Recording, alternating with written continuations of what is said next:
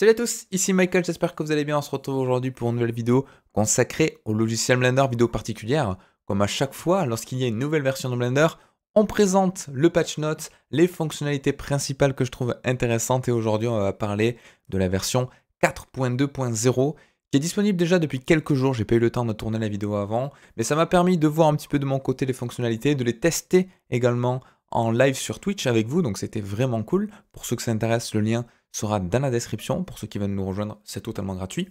Et on va aller sur le site officiel de Blender pour parler de cette fameuse version 4.2 qui amène son lot de fonctionnalités assez intéressantes, vous allez voir, notamment pour les utilisateurs de Eevee. Je pense que vous allez être contents. Et il s'agit, vous l'avez vu, d'une version dit LTS qui signifie Long Term Support, donc un support sur le long terme. Et Blender s'engage pendant 2 ans de mettre à jour cette version, de la maintenir et surtout de la rendre de plus en plus stable. Donc si vous avez un projet un petit peu de grande envergure, que vous voulez vous lancer dans un projet un petit peu plus sur le long terme, si vous avez un studio, une entreprise ou autre que vous travaillez à plusieurs, les versions LTS, c'est souvent ce qu'on privilégie parce que vous êtes sûr d'avoir quelque chose qui sera, comme je l'ai dit, stable, avec des corrections de bugs, du fixe, donc c'est vraiment quelque chose qui est intéressant.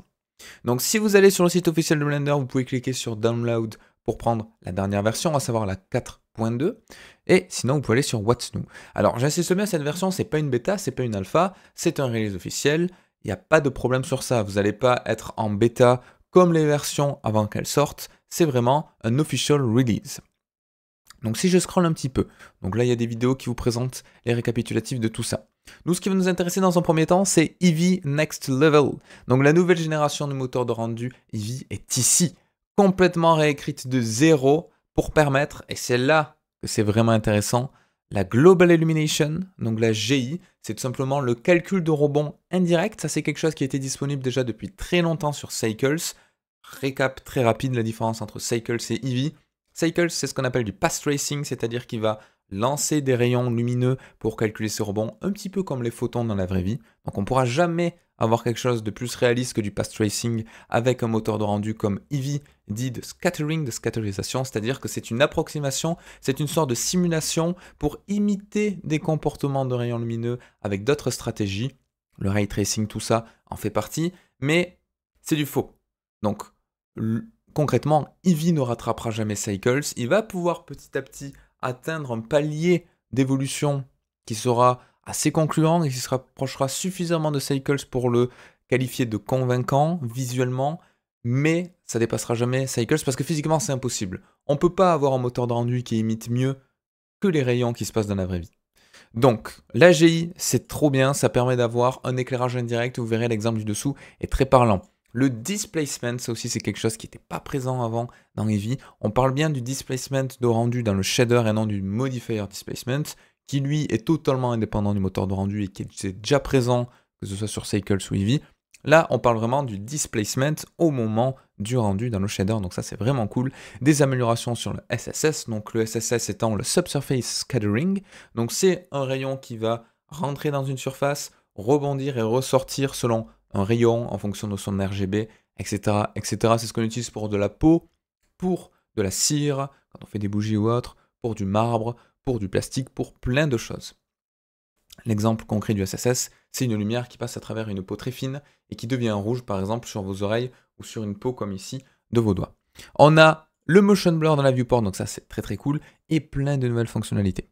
Donc notamment ce qui va nous intéresser ici, c'est le Sensational Lighting.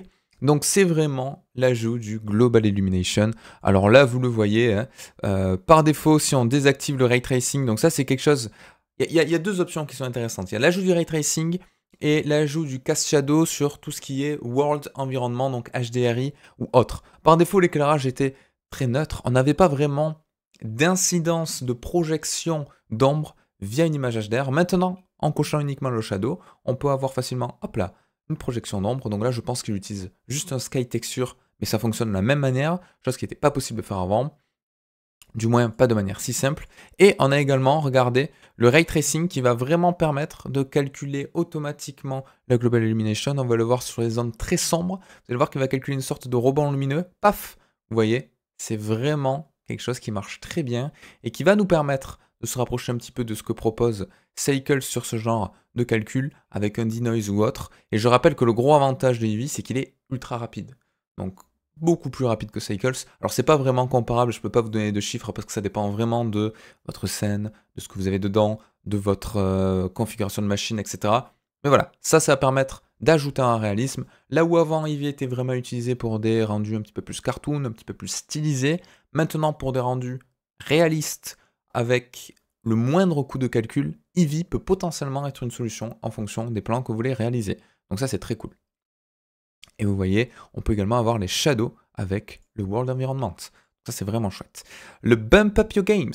Donc là, c'est tout ce qui a un rapport avec le displacement. Donc ça, également, c'est très très cool. Donc Real Displacement is now supported by Eevee. Ça veut dire que maintenant, comme Cycles, vous pouvez aller dans les settings de vos matériaux, donc sur la petite barre de droite. Je ferai des vidéos, je pense, pour vous présenter tout ça. Et vous avez le Displacement and Bump qui permet, comme sur cet exemple-là, la qualité un petit peu catastrophique sur les vidéos l'encodage du site de Blender, mais vous voyez, on peut avoir du vrai displacement sur le sol qui est, je l'insiste, calculé au moment du rendu parce qu'il est encapsulé dans le shader, donc rien à voir avec le displacement présent dans les modifiers. Ça, c'est totalement autre chose. Là, c'est exactement la même chose que dans Cycles. Alors, reste à tester, ça, j'ai pas eu l'occasion encore. Si vous faites un shader, je suppose que ça fonctionne. Hein. Dans Cycles, avec du display, c'est que vous switchez sur Eevee.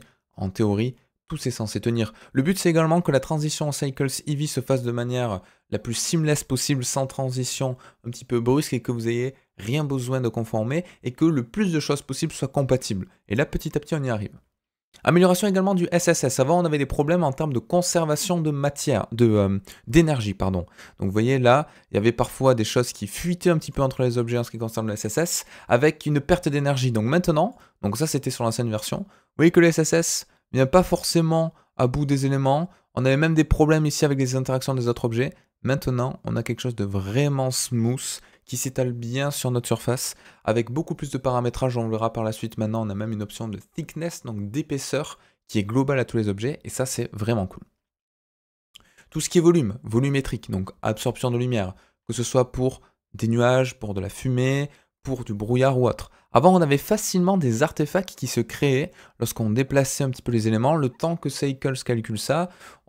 On aurait dit qu'il y avait une sorte de sampling, de voxel un petit peu bizarre. Donc on était obligé de tweaker les paramétrages du volume dans les render options pour avoir quelque chose de vraiment lisse. Maintenant, on a quelque chose de beaucoup plus souple, de beaucoup plus stable, et le rendu dans la viewport est vraiment chouette. Alors, dans le rendu avant, il n'y avait pas trop de problème. Si on boostait un petit peu les samples, comme j'ai dit, on arrivait à retomber sur nos pattes. Là, l'avantage, c'est que par défaut, visiblement, on a quelque chose de beaucoup plus propre, sans avoir à modifier les réglages. Donc ça, c'est vraiment cool. On a également le motion blur, qui est présent sur la viewport directement dans Eevee. Donc ça, c'est vraiment chouette. Et surtout, regardez, c'est ce que je disais tout à l'heure, Matching Cycles, ça veut dire que leur but, c'est vraiment d'avoir quelque chose entre Cycles et Eevee qui soit compatible avec les deux moteurs de rendu, que vous puissiez passer d'un à l'autre sans avoir à faire la moindre opération en rendant les deux moteurs de rendu compatibles.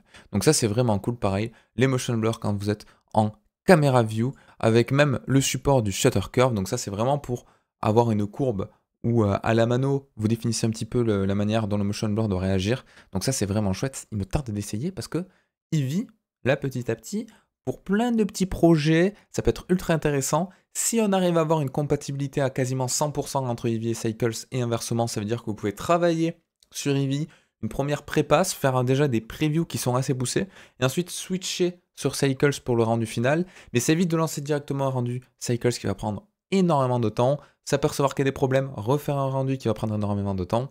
Là, vous pouvez bosser sur Eevee dans un premier temps. Quand c'est validé, que tout est à peu près clean de votre côté, vous pouvez switcher sur Cycles pour avoir quand même une qualité de rendu, on va pas se mentir, qui sera toujours supérieure à Eevee dans des scènes complexes. Mais pour des choses un peu plus simples, pour juste un objet dans un cyclo qui va tourner, pour présenter des textures, pour présenter des petites scènes d'extérieur ou autre. Si vous comparez Eevee et Cycles, maintenant, c'est très difficile sur certains rendus de voir la différence. Et Eevee gagne en tout point, si ce n'est en qualité graphique, en termes de performance. Donc ça, c'est indéniable. Et là, vous avez plein de modifications qui vous sont présentés concernant Eevee, notamment le Thickness Output qui permet vraiment d'avoir maintenant une gestion d'épaisseur sur les shaders. Je ne sais pas s'il le présente après, mais ça c'est vraiment cool. Alors il y a quand même une petite contrepartie, c'est-à-dire qu'il y a quand même des limitations dans le nouveau moteur de rendu Eevee, et surtout, updating to the new Eevee, si vous avez une ancienne scène, il y a des choses qui ne sont pas forcément compatibles, il y a des petites modifications qu'il va falloir faire de votre côté. Donc moi ce que je vous conseille, si vous ne voulez pas vous prendre la tête, c'est à partir d'aujourd'hui, vous pouvez utiliser la version 4.2 pour commencer un nouveau projet. Par contre, si vous avez déjà un projet qui est sur une version intérieure, et que vous avez bientôt abouti, ce que je peux vous conseiller, si vous voulez vous éviter ces modifications pour le rendre totalement compatible avec le nouveau moteur de rendu Eevee, finissez votre projet sur l'ancienne version et updatez pour vos prochains projets. Uniquement si vous êtes sur Eevee. Cycles, il n'y a pas de problème de compatibilité, donc là vous pouvez y aller sans problème. Donc maintenant Cycles, justement, Magical, Prettier, Smoother, Faster, donc c'est magique, c'est encore plus joli, c'est encore plus smooth et c'est encore plus rapide. Donc il y a énormément de modifications qui ont été effectuées sur Cycles. De ce que j'ai pu en tester, une fois de plus, ils ont amélioré les performances. Alors je sais pas comment ils font, mais d'une version à l'autre, à chaque fois on gagne 5-10% en termes de temps de rendu, donc c'est vraiment cool. Ça passe pas forcément par des mises à jour de Blender, mais peut-être aussi directement par les mises à jour Nvidia qui optimisent de plus en plus les calculs 3D, par tout ce qui est denoise, etc., etc. Mais Blender fait tout pour conserver ça à jour, donc c'est vraiment chouette. On a le Ray Travel. Alors le Ray Travel, qu'est-ce que c'est? C'est un nouveau shader qui s'appelle le Ray Portal BSDF qui permet de transporter les rayons d'une scène d'un endroit à l'autre dans l'espace 3D avec la position elle est normale. Alors ça peut être utilisé pour plein de choses. Ça peut être utilisé par exemple pour faire un effet de portail, comme dans le jeu Portal par exemple, où vous avez sur un espace du mur un élément qui va être projeté à un autre endroit. Ça peut être utilisé pour faire une sorte de caméra de surveillance comme vous avez ici. Alors je sais pas s'il y a d'autres exemples là. Voilà, ça peut être utilisé pour ce genre de scène. Alors avant ça c'était ultra galère, hein, parce que pour faire un rendu de la sorte, on était obligé de tricher, d'avoir deux scènes, d'avoir deux rendus, et ensuite en compositing de recompositer, reconstituer l'image pour avoir un effet qui ressemble à ça. Maintenant on pourra avoir ça directement dans la vue 3D, donc c'est vraiment cool. Du coup j'ai plein d'idées. Alors pas confondre avec les shaders de parallaxe, hein, qui simulaient une sorte d'extrusion à l'intérieur avec un effet de parallaxe fausse 2D, 3D comme ceci quand la caméra s'est déplacée. Là, on peut vraiment avoir quelque chose, une image derrière qui est calculée. Donc c'est vraiment chouette. À voir si on peut du coup faire des shaders ultra poussés pour des bâtiments, pour voir des choses à l'intérieur qui bougent ou autre. Donc à tester. Pour des caméras de surveillance également, c'est ultra intéressant. Donc grosso modo, c'est pour faire un rendu d'un endroit de manière dynamique et le reprojeter sur une caméra inexistante physiquement de notre environnement. Donc ça, c'est vraiment cool. Donc ça, c'est ce que je vous disais. Maintenant, ils ont rajouté un paramétrage d'épaisseur. Donc sur le Principal BSDF. Donc ça permet, alors je ne sais pas si c'est ici ou c'est après qu'ils en parlent, mais ça permet par exemple d'avoir ce genre de shader un petit peu avec de l'iridescence qui est dû à la finesse de l'élément et qui va venir faire une sorte de réfraction de la lumière. Donc pour des shaders de bulles, ça aurait été ultra utile pour la vidéo que j'avais fait sur la mousse, où on avait dû simuler un petit peu tout cet effet-là sur des bulles, hein, vous voyez, bubble effect, avec 400 nanomètres d'épaisseur, donc c'est très petit. Donc on s'est un petit peu embêté maintenant de manière automatique, de manière beaucoup plus simple, on pourra faire ce genre de shader. Amélioration des volumes, beaucoup moins noisy, beaucoup plus rapide, donc ça je l'ai remarqué, j'ai testé, c'est vraiment ultra chouette. Donc il y a moins de noise, c'est plus rapide. Une nouvelle fonctionnalité de denoise. Alors, normalement c'est par défaut. New file using mode by default while existing file can be applied. Voilà, c'est exactement un peu la même chose que sur Eevee. C'est-à-dire que si vous utilisez des anciennes scènes, par défaut, c'est possible qu'il ne vous ait pas changé l'option. Donc vous pouvez aller dans Sampling Advanced Panel et changer dans le nouveau mode de denoise. Donc ça c'est le classique white noise, le blue noise et le blue noise denoise qui marche beaucoup mieux que le white noise. Donc ça c'est vraiment cool. Pareil, j'ai testé, on gagne pas mal en performance. Ça dépend également des scènes, ça dépend de votre machine, ça dépend de la manière dont vous denoisez, ça dépend de plein de choses, mais globalement, on est gagnant. Donc une fois de plus, vous pouvez le forcer sur vos scènes que vous héritez des versions précédentes, mais si vous faites un nouveau projet, ne prenez pas la tête, par défaut, tous les réglages qui sont présentés là sont présents quand vous faites une nouvelle version, un nouveau fichier sur le 4.2. Donc là, vous voyez, il y a plein d'améliorations. Je vous laisse un petit peu regarder tout ça. Plein d'améliorations pour ceux qui ont des cartes graphiques AMD, donc ça c'est cool. J'ai eu plein de tests très positifs sur ça. Globalement, à chaque version, vous savez que tout ce qui est denoise ou autre, ça s'améliore, il y a plus de compatibilité GPU, CPU, inversement, donc c'est vraiment chouette. Même pour le compositing, maintenant ils ont amélioré l'interprétation GPU des notes compositing, donc c'est cool. Une grosse refonte en ce qui concerne les extensions, les add-ons, les plugins, vous appelez ça comme vous voulez. Donc à la base, il y avait dans Blender, je vais vous montrer si vous allez dans Edit Preferences, vous avez dans Add-on plein de choses qui étaient installées ou non en local. La plupart du temps, le process c'était quoi? C'était je vais sur internet, je vais sur le Blender Market par exemple, je télécharge l'extension en .zip ou en plein de formats compatibles, et ensuite il fallait venir l'installer directement à la main dans Blender. Maintenant, il y a un nouveau système d'extension qui est ultra chouette. C'est-à-dire que si je vais dans Blender, si je vais dans Get Extension, vous avez juste à autoriser l'accès à Internet, qui n'est pas fait par défaut, donc ça c'est à vous de voir si vous voulez travailler en ligne ou en hors ligne. Et vous avez plein d'add-ons qui sont présents ici, vous avez juste à cliquer sur Install, ça va vous le télécharger et vous l'installer. Là vous voyez, moi j'ai désactivé l'accès en ligne, par défaut il est désactivé, il vous dit, bah, si tu veux l'installer, il faut que tu actives l'accès à Internet, et ensuite je peux te l'installer. Donc c'est beaucoup plus pratique parce que ça vous évite de sortir de Blender, tout se passe dans Blender automatiquement. Et encore mieux, vous pouvez aller sur le site officiel extensions.blender.org, vous allez dessus, vous trouvez une extension qui vous plaît, par exemple celui-là, ContextPy, vous faites Get Add-on, là vous avez juste à faire un drag and drop de ça dans Blender, automatiquement, il va vous l'interpréter et il va vous l'installer dans Blender. Donc c'est beaucoup plus souple, ça évite de faire plein d'allers-retours, c'était assez confus, ça prêtait assez à confusion avant, le système de téléchargement, rajouter, c'était long, c'était fastidieux. Maintenant, tout est fluide. Donc il y a toujours le système, donc ça c'est ce qu'ils appellent les extensions. Donc le système d'add-on est toujours présent, hein. Si je vais ici, j'ai toujours les add-ons. Je pense qu'il a pour vocation de disparaître, à voir comment ils vont gérer tout ce qui est add-on payant, compatibilité avec les anciennes add-ons. Je pense que c'est aussi pour lutter contre les gens qui piratent les add-ons qui normalement sont payants et qui du coup peuvent les installer sur leur Blender. Là, le fait de passer par une vraie plateforme, ça permet vraiment de réguler le truc et en termes de process, c'est beaucoup plus simple à comprendre. Donc tout est présent dans Blender et pareil pour les mises à jour, ça c'est un gros avantage. Avant, quand vous aviez un point zip que vous mettiez dans votre Blender, donc un add-on classique, hein, mais c'était très difficile de savoir quand il y avait une nouvelle mise à jour. Vous devez aller sur le site internet, dire ok, il y a une mise à jour, je n'étais pas au courant, je la télécharge, j'enlève l'ancienne, j'installe la nouvelle. Là, c'est vraiment un système de mise à jour d'outils intégrés, donc c'est vraiment cool, vous pouvez le mettre à jour automatiquement. Et il y a toujours possibilité, bien évidemment, de travailler en offline. Donc une fois que vous avez téléchargé votre extension, vous n'avez plus besoin d'internet, donc rien ne vous empêche d'activer l'online, télécharger l'extension et désactiver pour ceux qui ne veulent pas travailler en ayant un accès à Internet quand vous êtes en Blender, c'est tout à fait compréhensible. Donc il y a plein d'extensions de plateformes. Pour le moment, il y a uniquement extension.blender.org. Peut-être qu'il y en a d'autres qui vont se développer au fur et à mesure. Je ne sais pas trop comment ça va évoluer. Mais en tout cas, c'est vraiment cool. Donc il vous explique vraiment comment gérer ces extensions-là. Donc ça, c'est vraiment chouette. Et vous voyez, là, c'est le fameux drag and drop.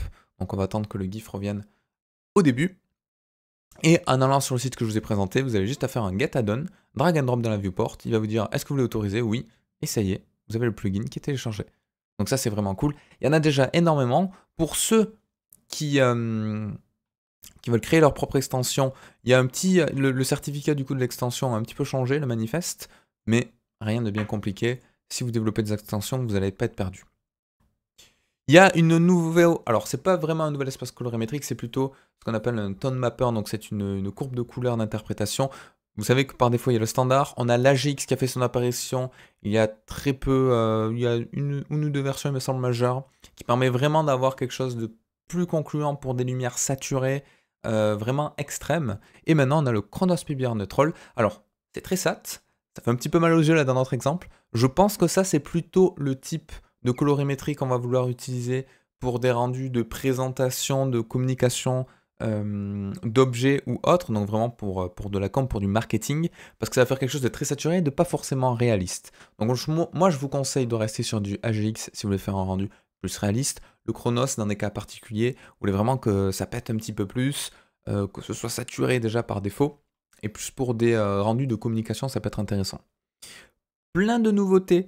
Donc Draw the Line avec le Polyline, fameux, hein, qui vient d'être ajouté sur le Sculpt Mode, qui est plein d'opérations polygonales. Donc ça peut être pour de la découpe, ça peut être pour de la création de mèches, ça peut être pour masquer un élément. Ça peut être pour l'enlever de la viewport, tout simplement. Il y a plein d'éléments qui ont été rajoutés pour de l'édition polygonale. C'est ce qui manquait un petit peu. Avant, c'était vraiment du sculpt uniquement organique. Maintenant, pour des choses un petit peu plus art surface, vous allez pouvoir également le faire dans le sculpt mode. Donc ça, c'est cool.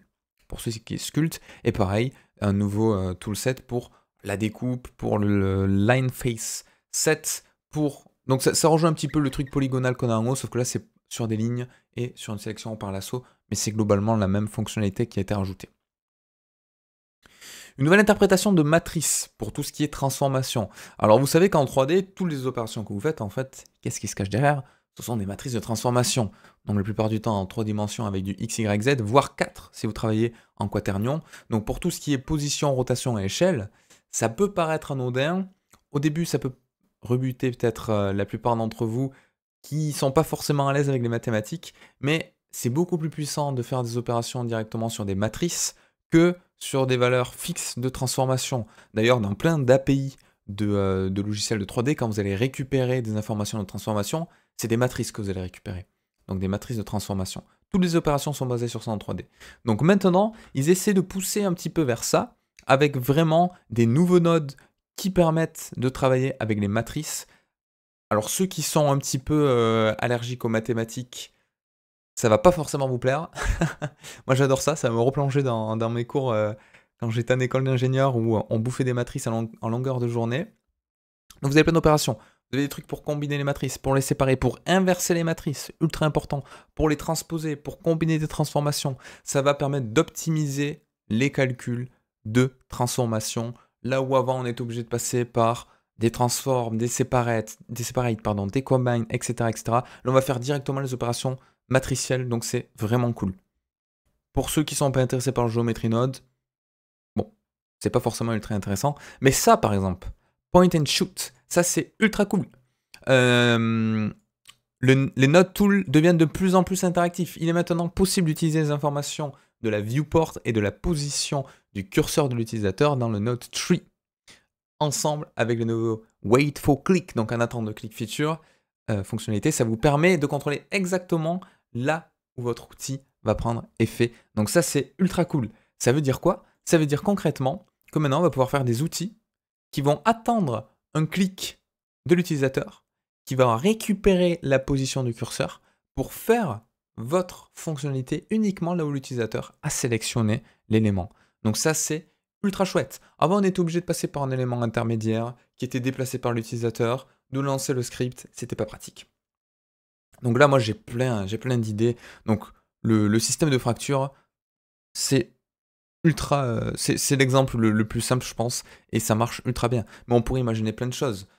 Si je veux, par exemple, je sais pas, j'ai un lac, je veux enlever de l'eau à un endroit, ben, je pourrais avoir un système de géométrie node à l'endroit où je clique, où ça vient creuser l'élément, où ça vient faire un truc. Avant, on était obligé de passer par un élément intermédiaire, donc c'était vraiment galère. Là, on peut vraiment récupérer, comme vous voyez, la position XY de notre souris. Il y a plein de petites fonctionnalités également sur le viewport transform, est-ce qu'on est en projection, en view, en orthographique, donc ça peut être ultra intéressant. Le géométrie node globalement a vraiment été une fois de plus optimisé. Donc vous pouvez afficher, hein, comme d'habitude, les temps d'interprétation des nodes. Donc maintenant, dans le compositing, c'est également présent. Je ne sais pas s'ils l'ont mis dans le patch note, mais j'ai remarqué ça. Avant, il fallait un petit peu farfouiller pour l'activer. Plein de modifications sur le sequencer. Donc c'est tout ce qui est l'éditeur, le VSE, donc le Video Sequencer Editor. C'est l'éditeur de montage, un petit peu c'est l'outil de montage vidéo présent dans Blender. Donc maintenant, vous voyez, ils ont amélioré un petit peu les interfaces.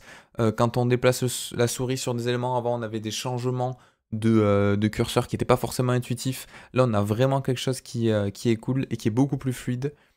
Tout ce qui est interaction avec les missing media, donc c'est-à-dire des éléments qui étaient utilisés dans notre VSE et qui ont été supprimés. Avant, on n'avait pas ça. Donc ça marchait beaucoup moins bien. Maintenant, il va vous indiquer les éléments qui ne sont plus disponibles sur votre ordinateur ou sur votre repository.